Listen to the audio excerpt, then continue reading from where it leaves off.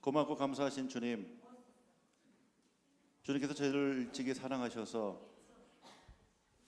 주님을 믿게 하시니 감사합니다. 정말 주님을 아바 아버지라 부르지만 정말 주님 앞에 부끄러운 많은 일들을 저희가 하고는 있습니다. 하나님, 주님 아시죠? 저희가 알고 지은 죄, 모르고 지은 죄 다 용서해 주시고 이 시간 온전히 주님을 위한 시간 되게 도와주시기 원합니다. 각자가 바라는 삶의 목표를 우리 주님께서 인도하여 주셔서 정말 희망과 행복이 넘치는 그런 삶이 되게 도와주시고 우리는 찬양을 통해서 주님께 영광 돌리며 기쁨의 시간이 될 수 있도록 인도하여 주시기 원합니다. 하나님, 오늘도 변함없이 주님을 사랑하고자 원합니다. 하나님 함께하여 주시옵소서. 온전히 주님만을 찬양하며 예수님의 이름으로 기도드립니다. 아멘. 주님의 은혜를 생각하며 이 시간도 함께 힘차게 찬양하겠습니다. 주의 자비가 내려와, 주의 자비가 내려와 내려와, 주의 자비가 봄비같이 주의 자비가 내려와 나를, 주의 자비가 내려와 하늘교회, 주의 자비가 내려와 내려와, 주의 자비가 봄비같이 주의 자비가 내려와 나. 다시 한번 합니다. 주의 자비가 내려와 내려와 여러분의 가정과 사업에 주의 자비가 내려와 내려와, 주의 자비가 봄비같이 주의 자비가 내려와 나를. 헤이호 주의 자비가, 헤이호 주의 자비하심과, 헤이호 주의 은혜로, 헤이호 나는 영원히, 헤이호 주의 자비하심과, 헤이호 주의 자비하심과, 헤이호 주의 은혜로, 헤이호 나는 영원히 주의 자비가 내려와, 아멘. 주의 자비가 내려와 내려와, 주의 자비가 봄비같이 주의 자비가 내려와 나를, 주의 자비가 내려와, 아멘. 주의 자비가 내려와 내려와, 주의 자비가 봄비같이 주의 자비가 내려와 나를. 헤이호 주의 자비하심과, 헤이호 주의 자비하심과, 헤이호 주의 은혜로, 헤이호 난 영원히, 헤이호 주의 자비하심과, 헤이호 주의 자비하심과, 헤이호 주의 은혜로, 헤이호 난 영원. 예수 이름이 온 땅에 퍼져가네.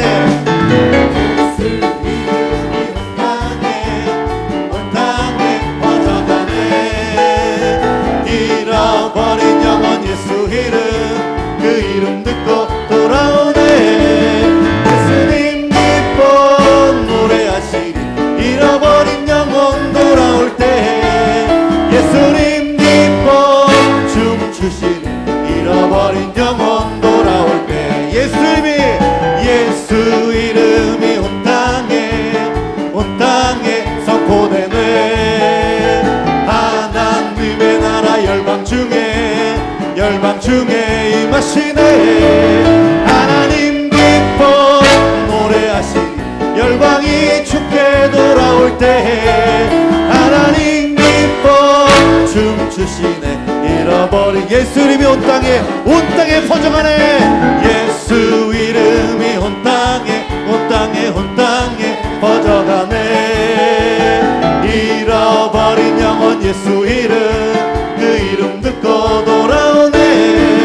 예수님 기뻐 노래하시니, 잃어버린 영혼 돌아올 때. 예수님 기뻐 춤추시네. 잃어버린 영혼 예수님이 온 땅에, 예수 이름이 온 땅에 선포되네. 하나님의 나라 열방 중에 임하시네. 하나님 기뻐 노래하시니, 열방이 주께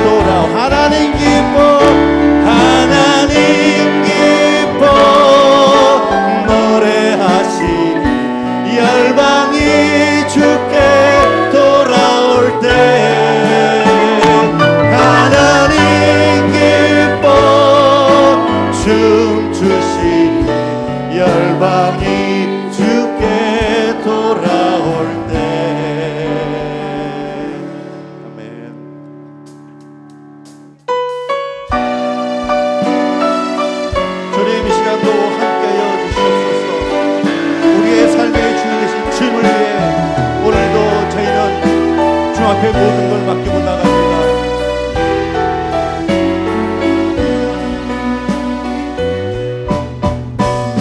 주를 위해 살아가는 것 쉽지만은 않아요. 나의 욕심 부와 명예 내려놓아야 하죠. 하지만 걱정하지 마요. 나를 드리는 순간 아버지의 크신 손이 강하게 붙드시죠. 수많은 믿음의 선배들 주를 위해 살았죠. 죽으면 죽으리라 아버지의 기쁨의 눈물 보며 선한 싸움을 싸우고 나의 달려갈 길을 마치고 아버지 향한 등을 지켰으니 이제 나를 위한 그 별유가 주실 나의 아버지 가만히 주를 사모한 모든 자녀입니다. 주를 위해 살아가는 것 쉽지만은 않아요. 나의 욕심 부와 명예 내려놓아야 하죠. 하지만 걱정하지 마요. 나를 드리는 순간 아버지의 크신 손이 강하게 붙드시죠. 수많은 믿음의 선배들 주를 위해 살았죠. 죽으면 죽으리라 아버지의 기쁨의 눈물 보며 내가 선한 싸움을 싸우고 나의 달려갈 길을 모두 마치고 아버지 향한 등을 지켰으니 이제 나를 위한 그 멸류관 주실 나의 아버지 내게만 아닌 주를 사모한 내가 선한 싸움을 싸우고 내가 선한 싸움을 싸우고 나의 달려갈 길을 모두 마치고 아버지 향한 그 등에 지켰으니 이제 나를 위한 그 멸류관 주실 나의 아버지 내게만 아닌 주를 사모한 모든 자입니다.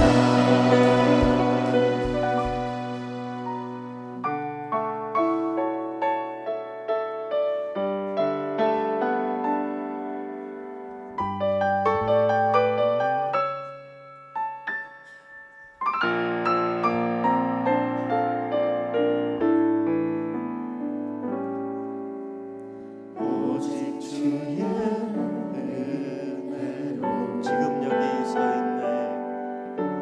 지금 여기 서 있네. 한없는 경배, 한없는 찬양, 한없는 경배, 한없는 찬양. 내 영혼 예배드리네. 내 영혼 예배드리네.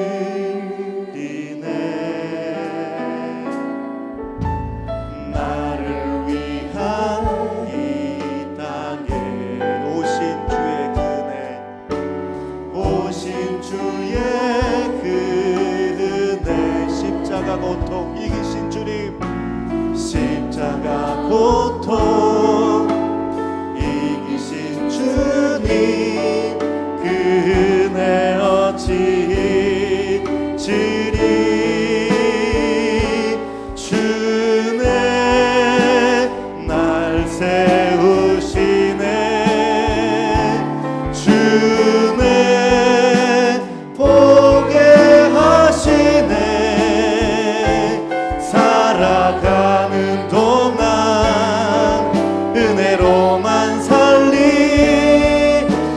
십자가의 오직 주의 은혜로 지금 여기 서 있네.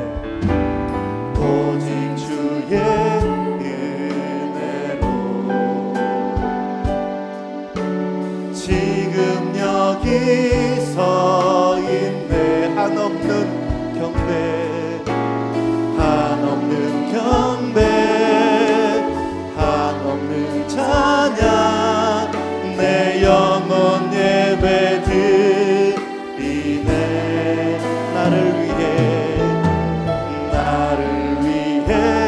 이 땅 오신 주의 은혜, 오신 주의 은혜,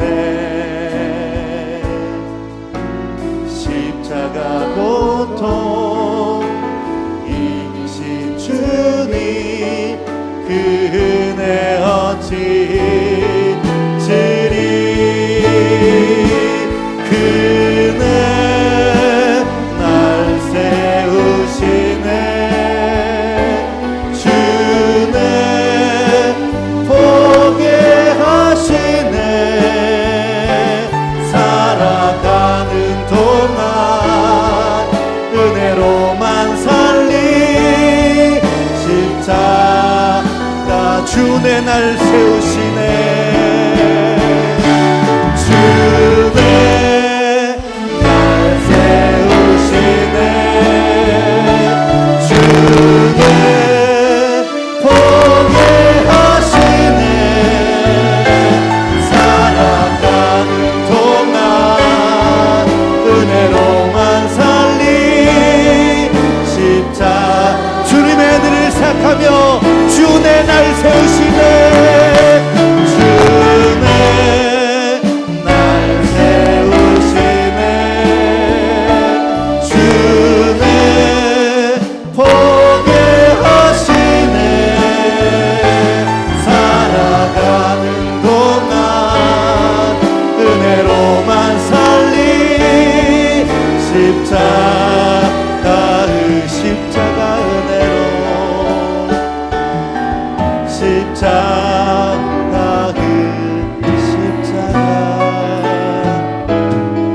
십자가 은혜로. 이 시간에 우리 큰 박수를 주 앞에 영광 올리기를 원합니다.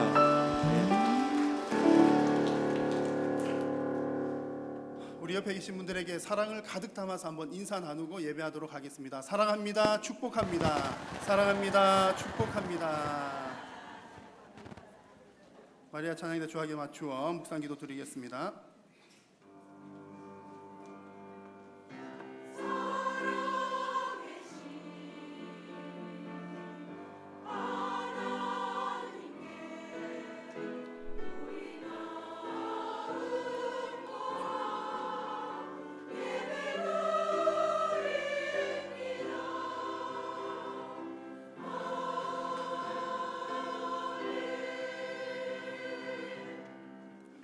나는 전능하신 아버지 하나님 천지의 창조주를 믿습니다.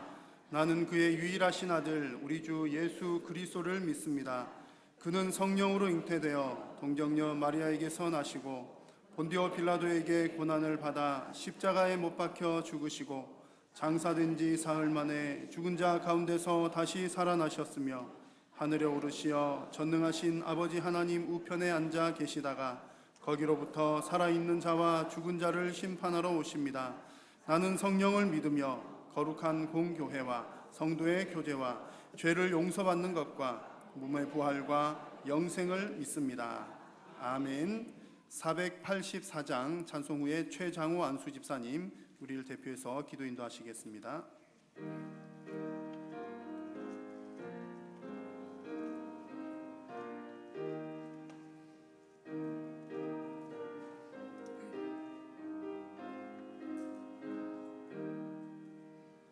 내 맘에 주여 소망되소서. 주 없이 모든 일 헛되어라. 밤에나 낮에나 주님 생각 잘 때나 깰 때 함께 하소서. 지혜의 주여 말씀으로서 언제나 내 안에 계십소서. 주는 내 아버지 나는 아들, 주 안에 내가 늘 함께하네. 세상의 영광 나 안 보여도 언제나 주님은 나의 기여. 주님만 내 맘에 계시오니 영원한 주님 참 귀하셔라. 영원한 주님 내 승리의 주, 하늘의 기쁨을 주옵소서. 어떠한 고난이 닥쳐와도 만유의 주여 소망 되소서. 아멘. 다 함께 기도 드리시겠습니다. 살아계신 하나님 아버지, 이 시간 주일 오후 찬양 예배로 드립니다. 저희들을 예배자로 불러주시고 특별히 찬양을 통해 주님께만 영광을 돌릴 수 있게 하심에 감사를 드립니다. 성령 하나님께서 저희들의 예배를 기쁘게 받아주시고 저희들도 예배를 통해 새 힘을 얻는 귀한 시간이 되게 하여 주시옵소서. 하나님 아버지, 지난 한 주간의 삶을 돌아볼 때 모든 것이 감사의 제목이었음을 고백합니다. 하나님께서 맡겨주신 일터와 가정과 학원과 그 밖의 모든 삶터에서 열심을 다해 살았습니다. 하나님 아버지, 우리들이 살아가고 있는 세상은 물질 만능주의와 치열한 경쟁의 원리, 그리고 많은 반칙들이 난무하고 있는데, 이러한 가운데서도 주님의 자녀로서의 정체성을 지킬 수 있게 도와주심에 감사를 드립니다. 그러나 때론 연약하여서 세상과 타협하고 넘어지며 성경 말씀이 가르쳐주는 규범과 진리보다 내 생각과 방법을 앞세우며 남의 죄를 정죄하기도 하였습니다. 내 이익에 사로잡힌 여러 행동에 대하여도 어쩔 수 없는 것이라며 스스로 합리화하곤 했습니다. 이런 저의 연약함과 부족함을 용서하여 주시옵소서. 이곳에 한일교회를 세워주시고 여기까지 인도하신 하나님 아버지, 30년 넘게 김성규 목사님을 세우셔서 한일의 공동체가 든든히 서게 하시고, 이제는 오계강 후임 목사님을 세워주셔서 반석 위에 세운 교회의 비전을 갖고 주님께서 주신 사명을 감당하게 하심에 감사를 드립니다. 우리 한일의 모든 성도가 영혼을 구원하여 예배자로 바로 세우는 일에 전력을 다하게 하옵소서. 먼저 내 삶의 모든 영역이 예배가 되게 하옵시고, 말씀과 기도와 교제와 선교의 균형 잡힌 신앙인의 모습이 되어서 날마다 주님을 기쁘시게 하는 우리 모두가 되게 하여 주시옵소서. 저희를 제자로 부르신 주님, 자기를 부인하고 날마다 십자가를 지고 나를 쫓으라고 명령하신 그 명령을 따르는 저희들이 되길 소망합니다. 제자는 태어나는 것이 아니라 훈련으로 되어지는 것임을 인식하고 날마다 예수님과 친밀한 교제와 더불어 성경 말씀에 대하여 알아가는 일에도 열심을 다하게 하옵소서. 또한 우리의 생활 가운데서도 성경 말씀이 최우선의 지침이 되게 하시옵소서. 사도 바울이 영적 아들인 디모데에게 다음과 같이 권면하였습니다. 또한 내가 많은 증인 앞에서 내게 들은 바를 충성된 사람들에게 부탁하라. 저희가 또 다른 사람들을 가르칠 수 있으리라. 이 디모데후서의 말씀처럼 우리들도 충성된 사람들을 세워나가는 일에 제자로서 사명감을 갖고 열심을 다하게 하옵소서. 그리하여 우리가 속한 교회와 이웃과 온 열방에 하나님의 뜻이 이루어지게 하시옵소서. 사랑이 많으신 하나님 아버지, 이 시간 저희들의 기도를 들어 응답하여 주실 것을 또한 믿습니다.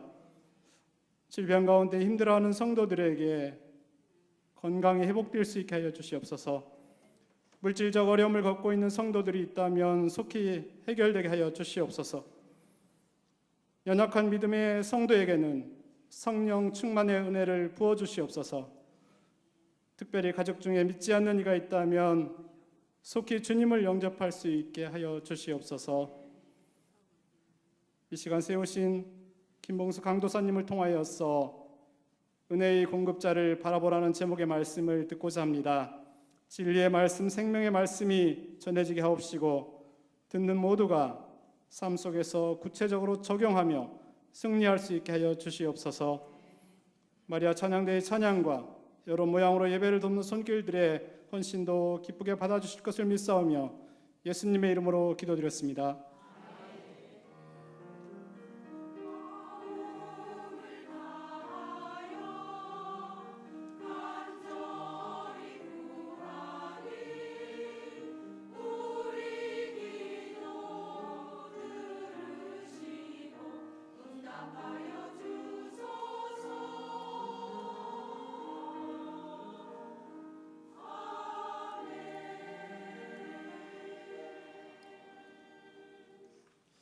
하나님의 말씀은 구약성경 에스겔 29장 1절에서 16절까지의 말씀입니다. 구약성경 에스겔 29장 1절에서 16절 말씀을 한 절씩 교독을 하겠습니다. 열째 해 열째 달 열둘째 날에 여호와의 말씀이 내게 임하여 이르시되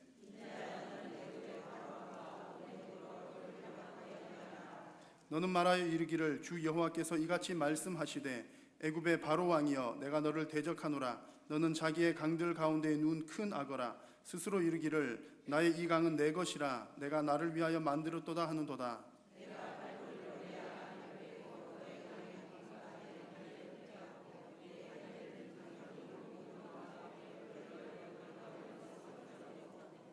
너와 너의 강에 모든 고기를 들에 던지리니 내가 지면에 떨어지고 다시는 거두거나 모으지 못할 것은 내가 너를 들짐승과 공중의 새의 먹이로 주었음이라.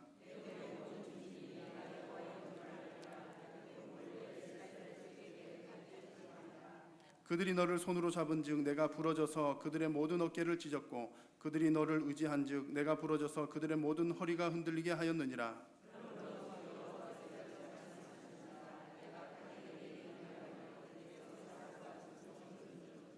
애굽 땅이 사막과 황무지가 되리니 내가 여호와인 줄을 그들이 알리라. 내가 스스로 이르기를 이 강은 내 것이라. 내가 만들었다 하는도다.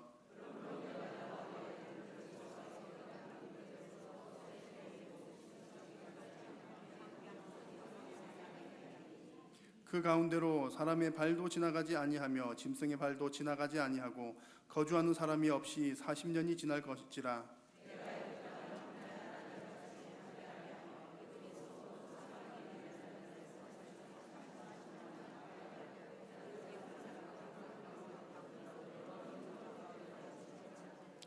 주 여호와께서 이같이 말씀하셨느니라. 40년 끝에 내가 만민 중에 흩은 애굽 사람을 다시 모아내되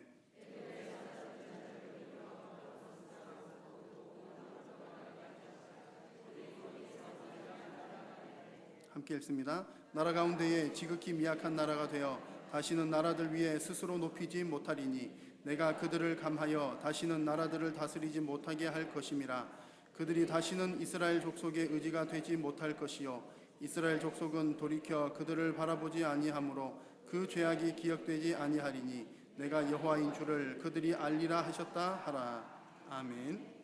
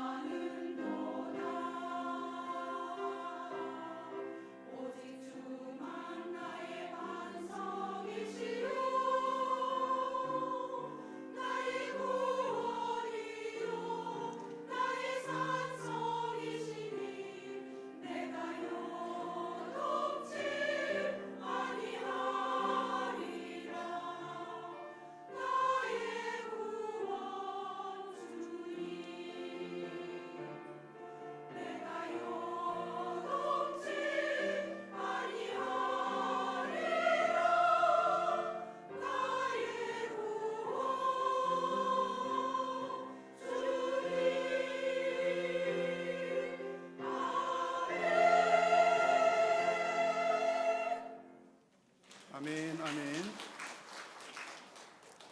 네, 이 시간에는 김봉수 강도사님 은혜의 공급자를 바라보라는 제목으로 은혜의 말씀 전하시겠습니다.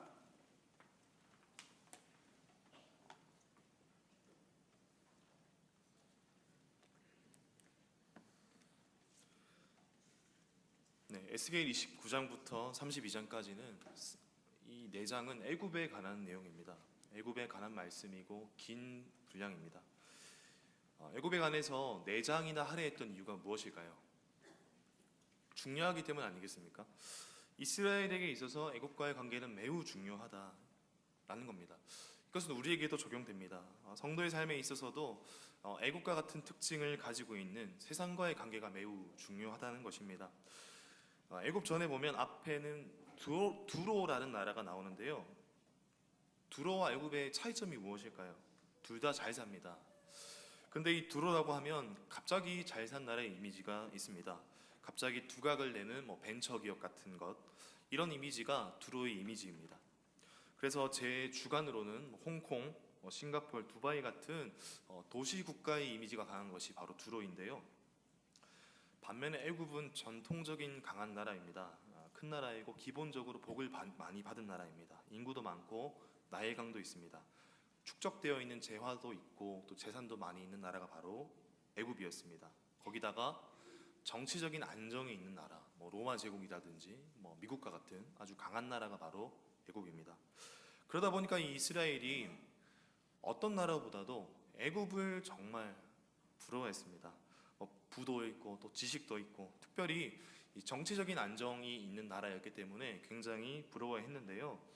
이스라엘은 잘 아시다시피 동서남북 어디에서나 공격을 받을 수 있는 나라였습니다. 그래서 바람 잘 날이 없고 정치적인 안정이 정말 없는 나라가 바로 이스라엘이었습니다. 그런데 이 애굽은요, 이 모든 것을 다 갖추었습니다. 남쪽에는 사막이 있고 또 북쪽에는 지중해 바다가 있고 또 강력한 군사력이 있습니다. 이로 인해서 정치적인 안정을 가지고 있는 정말 부러움의 대상이 바로 애굽이었습니다. 그래서 이 이스라엘 백성들은 항상 문제가 있을 때마다 자기들의 이상향으로 애굽을 생각했습니다. 그래서 애굽으로 가자라는 것은 세상으로 가자라는 말과 동일한 말이고, 또 애굽으로 내려가자라는 말은 하나님의 뜻을 저버리고 세상 방법으로 나아가자라는 말과 똑같은 얘기였습니다. 그래서 애굽은 곧 세상이다라고 볼 수 있습니다. 근데 오늘 에스겔서 29장에서 중요한 포인트는요, 은혜의 공급자가 누구인가입니다. 은혜의 공급. 이렇게 애굽이 강한 이유가 무엇인가? 하나님의 은혜의 공급이 있었기 때문이다. 이것이 성경의 요점입니다. 애굽이 자랑하는 것, 애굽이 힘차게 나아갈 수 있었던 이유, 하나님의 은혜의 공급이 있었기 때문입니다. 하나님의 은혜의 공급이 사라지면 다 무너지게 됩니다. 우리 인생도 마찬가지입니다. 겉으로 볼 때는 애굽과 같은 사람들이 있습니다. 없는 게 없어 보이고 또 갖춘 거 없어 보이고 모든 것을 갖춘 것 같고, 그런데 그렇게 그들이 존재하는 이유는 그들 때문이 아니라 하나님의 은혜의 공급이 있었기 때문에 그렇습니다. 보통 우리가 믿는 사람에게 주시는 은혜를 특별 은혜, 또 특별 은총이라고 하고요, 또 믿거나 안 믿거나 주시는 해와 달, 햇빛, 공기 이런 것들을 일반 은총이라고 합니다. 이 일반 은총적인 관점에서 봤을 때는 이 애굽이 굉장히 복을 많이 받은 나라입니다. 하지만 애굽도 하나님이 은총을 주셔서 존재하는 것이지 은혜가 사라지면 다 무너지게 된다라는 말을 하고 있습니다. 그래서 우리가 은혜를 누리고 있는 나라 혹은 사람에게 초점을 맞추는 것이 아니라 은혜를 주시는 하나님께 초점을 맞춰야 됩니다. 이것이 오늘 말씀의 요점입니다. 그러면 은혜를 주시는 하나님께 초점을 맞춰야 되는데 어떻게 맞출 것인가, 두 가지만 살펴봤으면 좋겠는데요. 첫째는 왜 애굽이란 나라가 존재하는가? 바로 앞서 말씀드렸던 것처럼 하나님의 은혜가 있었기 때문에 그렇습니다. 근데 본문에서는요, 은혜가 떠나가는 내용이 나오지 않습니까? 은혜가 떠나간 이유가 무엇입니까?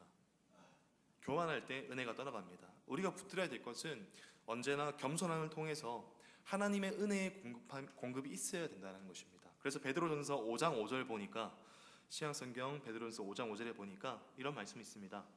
젊은 자들아, 이와 같이 장로들에게 순종하고 다 서로 겸손으로 허리를 동이라. 하나님은 교만한 자를 대적하시되 겸손한 자들에게는 은혜를 주시느니라. 아멘. 은혜를 정의 내린다면 모든 것의 원인이 하나님께 있습니다라고 할 수 있습니다. 또 원인이 하나님께 있다고 하면 모든 것의 공급이 하나님께 있습니다. 이렇게 고백할 수 있습니다. 이게 바로 은혜 아니겠습니까? 그게 우리가 볼 때 좋은 것이든 또 아니든지 간에 하나님이 공급해 주시는 것은 무조건 은혜입니다.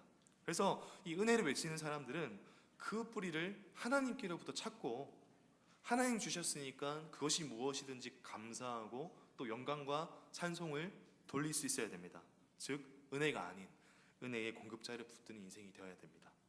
애굽은요 엄청난 자부심이 있었습니다. 오늘 말씀 3절을 제가 읽어보겠습니다. 너는 말하여 이르기를 주 여호와께서 이같이 말씀하시되 애굽의 바로 왕이여 내가 너를 대적하노라. 너는 자기의 강들 가운데 누운 큰 악어라. 여기 보면 자기의 강들 가운데 누운 큰 악어라라고 되어 있습니다. 강들 가운데 누운 큰 악어. 이게 뭐냐 하면 강바닥에 누워있는 큰 악어라는 뜻이거든요. 지금이야 저희가 뭐 강바닥에 누워있는 악어를 잡기가 물론 어렵지만 가능하지 않습니까? 물안경 끼고 들어가서 이렇게 총을 쏘면 잡지 않겠습니까? 근데 이 총이 없는 고대 시대에는 강바닥에 누워있는 악어를 잡을 수가 없었습니다. 그래서 제일 세상에서 안전한 존재가 강바닥에 누워있는 큰 악어였습니다. 이건 잡을 길이 없죠. 그래서 강바닥에 누워있는 큰 악어라고 애굽이 스스로를 그렇게 칭했다라는 것입니다. 우리 누가 건드려? 우리 아무도 못 건드려. 이렇게 애굽이 말했습니다. 근데 돌아보면 이렇게 많은 사람들이 얼마나 많이 있습니까? 어떤 사람은 돈이 있고요. 돈으로 안 되는 게 어디 있어? 또 어떤 사람은 학력이 있습니다. 학력으로 안 되는 게 어디 있어? 또 지위가 있습니다. 이런 것을 가지고 누가 날 건드려? 이렇게 얘기한다는 것입니다. 근데 이 모든 것들이 하나님 앞에서는 교만입니다. 하나님이 주셔서 존재하는 것이지 하나님이 주시지 않으면 다 무너지게 되는 것입니다. 그래서 이스라엘 백성들은 그것을 알았어야 하는데 그걸 모르고 애굽을 너무 부러워했습니다. 애굽의 안전 누가 주셨을까요? 하나님이신데 그걸 몰랐다는 것입니다. 강바닥이 안전하다, 최고다 이렇게 얘기하는데 정말 강바닥이 안전할까요? 하나님께서 지금 그 얘기하고 계십니다. 너희들이 안전하다 그럴 때 안전하지 않은 길을 보여주시죠. 어떻게 하면 되겠습니까? 강물을 아예 마르게 만들어버리는 겁니다. 나일강이 흐르는데 뭐 물의 근원이 흐르는 곳, 예를 들면 뭐 우간다쯤을 마르게 해버려가지고 아예 물을 말라버리시는 거죠. 또 물줄기를 바꾸실 수도 있지 않겠습니까? 하나님 못하실 게 뭐 있겠습니까? 그러면 강 줄기가 많으면 어떻게 될까요? 강바닥 속에 엎드려 있는 악어는 우리가 아무도 건들 수 없지만 물이 말라버린 곳에 있는 악어는요 쪼다리입니다. 그래서 잘 움직이질 못해요. 긴 창을 가지고 저희가 찌르면 쉽게 잡을 수 있지 않겠습니까? 너가 큰 강바닥에 큰 악어라고? 물줄기를 마르게 하면 아무것도 아니지 않느냐. 그래서 4절 5절에 하나님의 심판을 얘기하고 계십니다. 4절 5절 제가 읽겠습니다. 내가 갈고리로 내 아가미를 꿰고 너의 강의 고기가 내 비늘에 붙게 하고 내 비늘에 붙은 강의 모든 고기와 함께 너를 너의 강들 가운데서 끌어내고 너와 너의 강의 모든 고기를 들에 던지리니 내가 지면에 떨어지고 다시는 거두거나 모으지 못할 것은 내가 너를 들짐승과 공중의 새의 먹이로 주었습니다. 그만 교만해라 라고 말씀하시는 겁니다. 조롱거리가 될 것이다. 아주 무력한 자가 될 것이다. 들짐승과 공중의 새의 먹이가 될 것이다. 그런 말씀입니다. 그럼 저희가 명심해야 될 것은 우리가 예를 들어 다른 사람보다 더 가진 것이 있지 않겠습니까? 건강이 더 있을 수 있고 또 세상적으로 봤을 때 누가 봐도 미모가 더 있으신 분이 있을 수 있습니다. 또 지위가 있으실 수 있고 돈이 더 있으실 수 있습니다. 그럴 때 저희 모두가 생각해야 될 것은 무엇이냐면 바로 이것입니다. 하나님의 은혜의 공급이 있었기 때문에 그렇습니다. 하나님의 은혜 때문에 내가 지금 여기에 서 있습니다. 우리 아까 찬양했던 것처럼 은혜의 공급이 있어서 여기 제가 서 있습니다. 이런 고백이 우리 가운데 있어야 될 줄로 믿습니다. 공급자는 하나님이십니다. 고린도전서 4장 7절에 이런 말씀이 있습니다.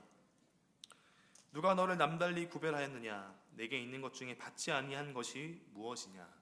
네가 받았음즉 어찌하여 받지 아니한 것 같이 자랑하느냐? 내게 있는 것 중에서 받지 않은 게 무엇이냐? 다 받은 거라는 겁니다. 100%요. 근데 뭐 때문에 자랑하고 있니? 라고 말씀하십니다. 우리가 가지고 있는 모든 것이 하나님께서 은혜를 부어주셨기 때문에 여기까지 유지하는 거지 하나님이 정말 훅 하고 불어버리시면 아무것도 아니라는 것입니다. 근데 이 애굽은 어떤 모습을 보이고 있습니까? 이기적이고 감사를 모르고 자기밖에 모르는 거죠. 근데 문제는 뭐였냐면 이 이스라엘 백성들이 어느새 이런 애굽을 믿으려고 했다는 것입니다. 6절을 보실까요? 같이 한번 읽어보겠습니다. 6절입니다.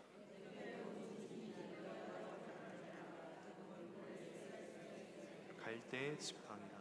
애굽은 갈대 지팡이라고 말씀하십니다. 갈대 지팡이는요, 겉으로 볼 때는 힘이 있어 보이지만 잡으면 어떻게 될까요? 바로 픽 하고 부러지지 않습니까? 그래서 꺾입니다.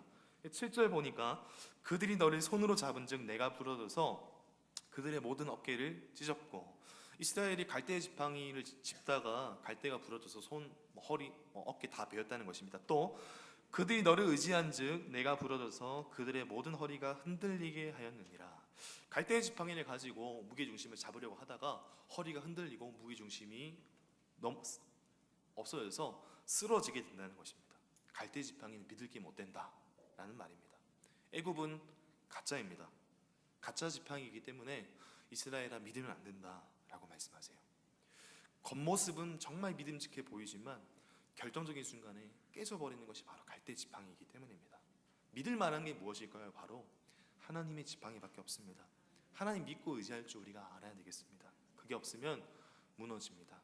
하나님의 은혜가 없으면, 하나님의 은혜의 공급이 없으면 무너질 수밖에 없습니다. 일반 은총은요, 언젠가 끝날 때가 있습니다. 우리 주변에 뭔가 잘 되는 것처럼 보이고 또 힘 있는 것 같이 보이는 분들이 많이 있습니다. 근데 일반 은총은 반드시 끝이 있습니다. 영원한 것이 아닙니다. 은혜의 강물이 그쳐지면 그냥 바닥에 엎드린 악어가 창에 찔려 죽어가듯이 끝장나는 그런 모습이 있을 수 있다는 것입니다. 그러므로 오늘까지 나를 이끌어주신 그 하나님, 모든 것이 하나님의 은혜다 감사하고 인정하는 믿음이 우리 가운데 있길 바랍니다. 나에게는 하나님의 은혜의 강물에 공급이 있어야 된다. 항상 하나님의 은혜를 붙드는 믿음의 자녀 되시기를 바랍니다. 두 번째로, 하나님의 은혜가 굉장히 중요한데요, 은혜를 머무르게 하는 방법이 무엇인가입니다. 그것을 우리가 알았으면 좋겠는데, 은혜가 계속해서 공급되기 위해서는 무엇이 있어야 될까요? 깨어짐이 있어야 됩니다. 이스라엘 백성들이 무지했던 게 무엇이냐면 자신들의 중요성에 대해서 전혀 알지 못했습니다. 이스라엘 백성이 왜 중요했을까요? 이스라엘 백성들과 이방인의 결정적인 차이가 무엇입니까? 이스라엘이 누렸던 가장 큰 복 중의 복, 바로 하나님의 말씀을 맡은 자였다는 것이죠. 그래서 로마서 3장 2절에 보면 사도 바울이 유대인의 이점에 대해서, 장점에 대해서, 좋은 점에 대해서 이렇게 얘기합니다. 3장 2절입니다. 범사에 많으니 우선은 그들이 하나님의 말씀을 맡았음이니라. 유대인들의 강점은 바로 하나님의 말씀을 맡았다는 점이었습니다. 그것은 이제 우리에게 넘어왔는데, 기독교인의 가장 유익이 무엇입니까? 하나님의 말씀을 바로 들고 있다는 거 아니겠습니까? 말씀을 가지고 있습니다. 그래서 말씀 듣는 것보다 더 큰 축복이 우리한테 없습니다. 그럼 하나님 말씀 들으면 어떤 일이 벌어질까요? 하나님 말씀 듣게 되면 어떤 엄청난 힘이나 파워가 생기는 게 아니죠. 우리는 자주 그렇게 생각할 때가 많이 있습니다. 그래서 세상을 뒤집어 엎고 모든 사람에게 어떤 센세이션한 것을 일으키고 깜짝 놀라게 만들어주고, 이게 무엇일까요? 바로 예수님께서 유대인 가운데 왔을 때, 이 땅에 오셨을 때 유대인이 가지고 있던 생각입니다. 메시아가 아니겠습니까? 메시아가 오시면 슈퍼 파워를 가지고 이 땅에 오실 것이다. 근데 자기가 원하는 메시아가 아니니까 십자가에 못 박는 모습이 있지 않습니까? 근데 우리도 전혀 다르지 않은 모습이 있을 때가 있습니다. 하나님 말씀 들으면 다 어떤 파워가 생길 거라고 생각합니다. 예수 믿으면, 실제로 예전에 저는 이런 얘기 들었었습니다. 중고등학교 때 예수 믿으면 더 잘생겨지고, 저는 어깨가 좁은 컴플렉스가 있었기 때문에 어깨가 넓어질 것이다. 하나님 어깨가 넓어지지 않게 해주실 거면 그냥 얼굴이 좀 작게 해주십시오. 이런 기도 했었습니다. 근데 그렇게 기도하라고 하시더라고요. 넓어졌는지 모르겠습니다. 능력 있어지고 잘 나가고 출세하고, 하나님께서 그런 것들을 사용하시는 일부분이 있다고 생각합니다. 전혀 무시하는 건 아닙니다. 근데 이것이 근본 메시지는 아닙니다. 말씀 들으면 어떤 슈퍼파워나 힘이 생기는 것이 아니라 도처의 성경 도처에서 하나님 말씀이 임하실 때 일어나는 현상 중에 하나가 무엇일까요? 바로 깨어짐입니다. 항상 깨졌습니다. 이사야, 하나님의 말씀이 임하니까 주님 나는 입술이 더러운 백성입니다. 누가복음 5장에 보면 베드로가 예수님을 보고 난 다음에 하는 현상이 무엇입니까? 나는 죄인입니다. 나를 떠나십시오. 하나님 말씀이 온전하게 임했을 때 일어나는 일이 무엇일까요? 고넬료 집에서도 다 깨어지고 뒤집어지지 않았습니까? 사람들이 사도행전 보니까 내죄 하면서 다 깨지지 않았습니까? 하나님 말씀 임하게 될 때 나타나는 형상은 바로 깨어짐입니다. 그래서 진정한 능력은요, 내가 깨어지는 것이고 내 가슴이 깨어지는 것입니다. 바울도 로마서 7장 24절에 보니까 이렇게 고백합니다. 오호라 나는 곤고한 사람이로다. 이 사망의 몸에서 누가 나를 건져내랴. 깨어진 모습입니다. 다윗도 범죄했습니다. 나단 선지자가 왔습니다. 하나님의 말씀을 선포했습니다. 그때 회개하면서 지은 시편이 바로 시편 51편입니다. 51편 17절에 보면 이렇게 다윗이 고백합니다. 하나님께서 구하는 제사는 상한 심령이라. 깨어진 마음입니다. 말씀이 임할 때 나타나는 형상은 항상 깨어짐이 있습니다. 그리고 그 깨어진 자리에 놀랍게도 은혜가 고이기 시작합니다. 이게 교회고 이게 은혜 안에 있는 공동체의 특징입니다. 그래서 은혜 안에 있는 공동체는 다 깨어져 있습니다. 말씀을 들어서 깨어지는 겁니다. 섬기시면서 또 깨어집니다. 지금 이 시간 말씀을 통해서도 계속해서 깨어지는 작업이 일어나고 있습니다. 말씀 들으면서 깨어지고 읽으면서 박살이 나야 됩니다. 세상에서 제일 불행한 것은 깨지지 않는 시라고 하지 않습니까? 깨어져야 됩니다. 마음이 깨어져야 되고 정말 우리 가운데 깨어지는 것이 계속 일어나야 됩니다. 특별히 저는 고등학교 때 많이 깨어졌습니다. 교회에서 저는 모태신앙이었기 때문에 정말 교회 생활을 열심히 했고 또 찬양인도를 하면서 그런 회장도 하면서 했었습니다. 근데 사실 몰랐습니다. 학교에 가서는 크리스천인 걸 숨기면서 살았거든요.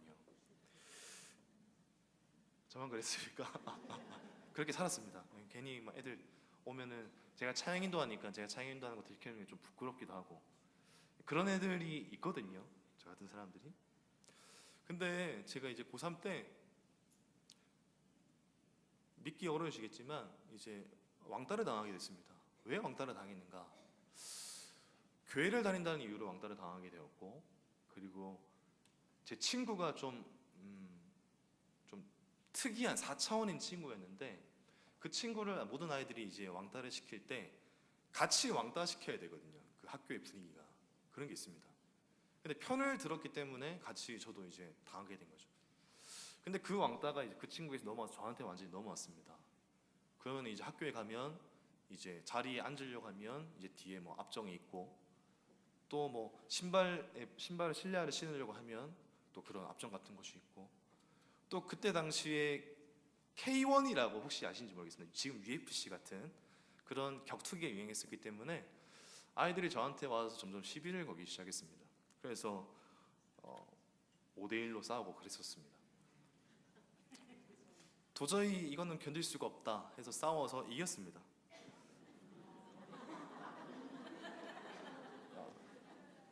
예, 이겼습니다. 저는 이기면 끝날 거라고 생각했습니다. 근데 이기니까 자기들이 더 분이 나서 계속 싸움을 걸어왔습니다. 저는 좀 이게 둔한 편이기 때문에 이게 힘든지 몰랐는데 어느 순간 힘들더라고요. 그래서 교회에서 하나님 앞에서 이제 기도했습니다. 하나님 이런 상황입니다. 어떻게 해야겠습니까? 근데 하나님 주시는 음성이 그런 거였습니다. 내가 정말 오랜만에 기도했구나. 찬양인도 하고 또 회장으로서 섬기고 있었지만 또 고등부 주부를 만드는 사람이었지만 내가 정말 오랜만에 기도했구나 하면서 저에게 깨어지는 순간이 계속해서 일어났습니다. 깨어지고 나서 계속해서 그런 어려움이 있었지만 그 가운데 하나님 붙들고 나아가는 가운데 가정을 생략하고 말씀드리면 아이들이 저를 보고 또 교회 오기 시작했습니다. 너가 다니는 교회 어딨냐? 그렇게 힘든 가운데도 지키는 믿음이 무엇이냐? 그런 일들이 일어났습니다. 깨어지는 게 왜 나쁩니까? 깨졌을 때 진짜 아름다움이 일어납니다. 깨어짐을 소망하셨으면 좋겠습니다. 하나님의 말씀은 우리에게 깨어짐을 줍니다. 산상수훈에서도 보면 팔복 중에 첫 번째 복이 심령이 가난한 사람, 마음이 가난한 사람은 복이 있나니. 깨진 마음이 있을 때 하나님의 은혜가 가장 크게 임하게 되는 줄을 믿습니다. 사도 바울도 고린도후서 12장에 노래 부릅니다. 9절 10절 제가 읽어보겠습니다. 나에게 이르시기를 내 은혜가 내게 족하도다. 이는 내 능력이 약한 데서 온전하여 짐이라 하신지라. 그러므로 도리어 크게 기뻐함으로 나의 여러 약한 것들에 대하여 자랑하리니 이는 그리스도의 능력이 내게 머물게 하려 함이라. 그러므로 내가 그리스도를 위하여 약한 것들과 능력과 궁핍과 박해와 곤고를 기뻐하노니 이는 내가 약한 그때에 강함이라. 아멘. 약할 때 강함이 됩니다. 왜냐하면 비로소 우리가 약할 때, 우리가 깨어질 때 은혜가 머물기 때문에 그렇습니다. 이게 진짜 우리의 모습이 되어야 되고 우리 한일교회의 모습이 되어야 됩니다. 우리 한일교회가 깨어질 수 있도록,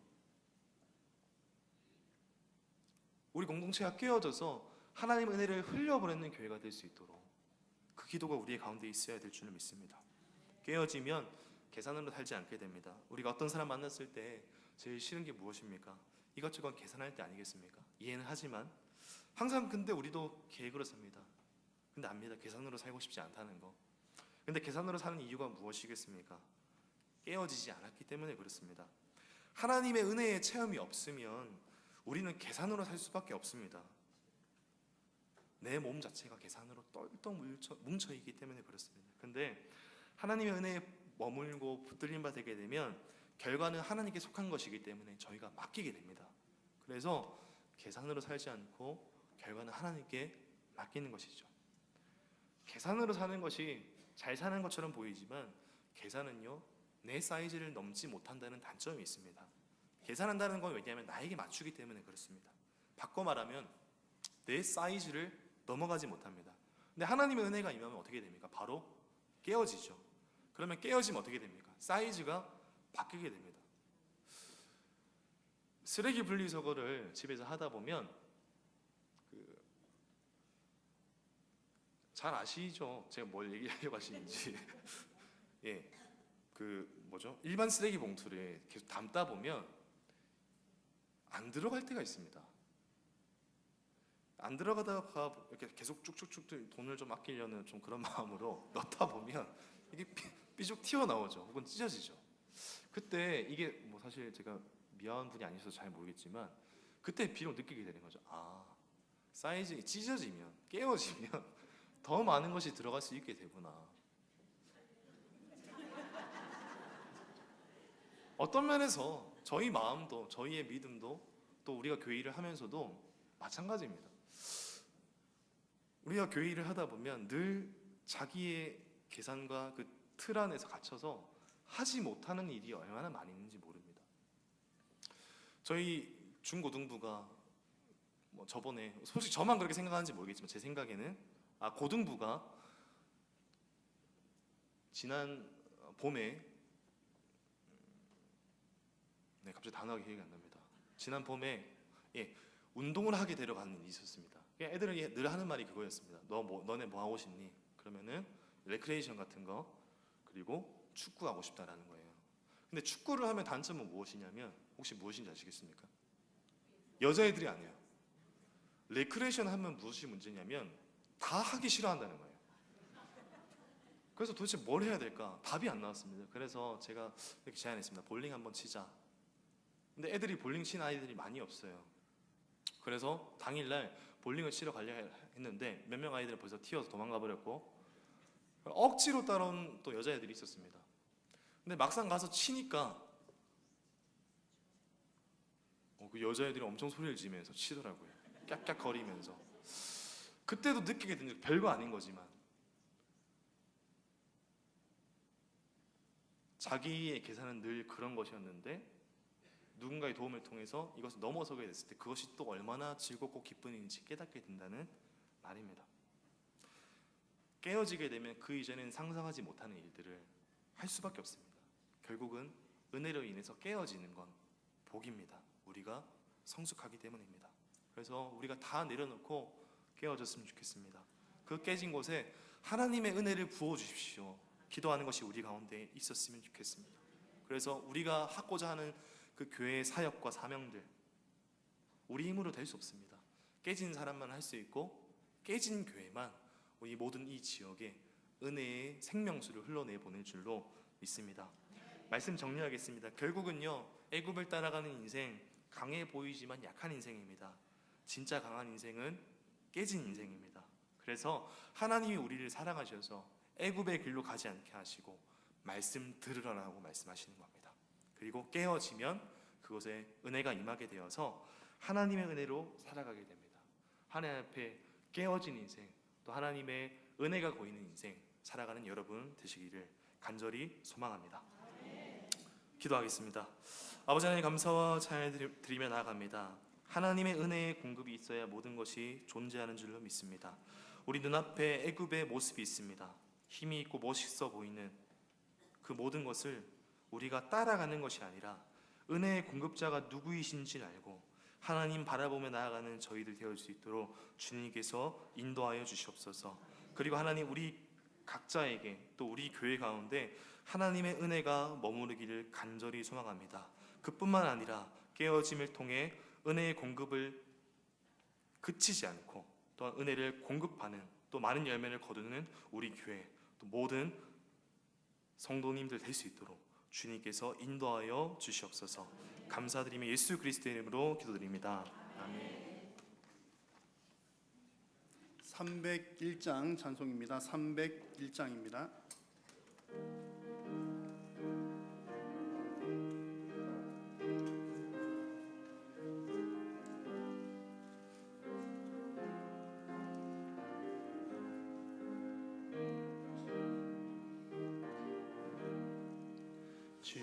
지금까지 지내온 것 주의 크신 은혜라. 한이 없는 주의 사랑 어찌 이루 말하랴. 자나깨나 주의 손이 항상 살펴주시고 모든 일을 주 안에서 형통하게 하시네. 몸도 하나 새 힘 받아 살았네. 물 붓듯이 부으시는 주의 은혜 족하다. 사랑 없는 거리에 나 험한 손길 헤맬 때 주의 손을 굳게 잡고 찬송하며 가리라. 주님 다시 배울 날이 날로 날로 다가와 무거운 짐 주께 맡겨 벗을 날도 멀잖네. 나를 위해 예비하신 고향 집에 돌아가 아버지의 품 안에서 영원토록 살리라. 아멘. 교회 소식을 전해드리겠습니다. 주보에 없는 광고입니다. 예배 후에 안수집사회 원래회로 모입니다. 원래회가 마친 후에는 교회 마당에서 식사 교제가 있습니다. 안수집사님들께서는 꼭 참석해 주시기를 바랍니다. 우리 단일 기도회 2주간 많이들 나오셔서 잘 감당하셨는데 또 2주간 열심히 하셨으니까 좀 쉬고 싶은 마음도 있으시겠죠. 그러나 또 내일부터 새벽기도 또 열심히 수요기도회, 금요기도회 모이기에 더욱더 힘쓰는 우리 성도님들 다 되셨으면 좋겠습니다. 다음 주 오후 찬양 예배 시간에는 우리가 함께 협력하고 있는 멕시코 선교사님이신 안기관 선교사님께서 오셔서 말씀을 전해 주시겠습니다. 구역장 기초교육 돌아오는 목요일 오후 2시에 모임이 있다는 것 기억해 주시고요. 또 다른 광고들은 주보를 참고해 주시기 바랍니다. 기도하겠습니다. 하나님 감사합니다. 오늘도 살아계신 하나님께서 연약하고 부족한 저희들을 통하여 영광 받아 주셔서 감사합니다. 하나님, 우리가 하나님을 예배할 수 있다는 것이 얼마나 큰 특권인지요. 하나님, 우리가 저 마음과 정성 다하여 이 예배의 시간 또한 우리의 삶을 통하여 살아계신 하나님께 영광되는 우리 모든 심령들 되게 하여 주시옵소서. 사랑하는 성도님들, 또 처한 모든 삶의 형편들 하나님께서 잘 아시오니 우리 성도님들 속한 모든 곳에서 늘 성령 하나님 동행하여 주시고 언제 어디서나 믿음으로 승리하는 모든 성도님들 되게 하여 주시옵소서. 오늘도 하나님 앞에 귀한 물질로 올려드립니다. 마음과 정성 다하여 주님께 올려드리는 귀한 예물을 하나님께서 기뻐 흠량하여 주시고 드리는 손길 가운데는 하나님 큰 은혜로 채워 주시옵소서. 예배를 마치고 돌아오는 발걸음들 복되게 하여 주시고 한 주간도 믿음으로 살다가 주님 또 한 주간 후에 다시 돌아와 함께 예배하는 우리 모든 성도님들 되게 하여 주시옵소서. 성삼위 하나님께서 늘 동행하시고 영광받아 주실 줄로 믿사옵고 우리를 구원하신 예수님의 이름으로 기도드립니다. 아멘. 여호와는 내게 복을 주시고 너를 지키시기를 원하며 여호와는 그 얼굴을 내게 비추사 은혜 베푸시기를 원하며 여호와는 그의 얼굴을 내게로 향하여 드사 평강 주시기를 원하노라. 아멘.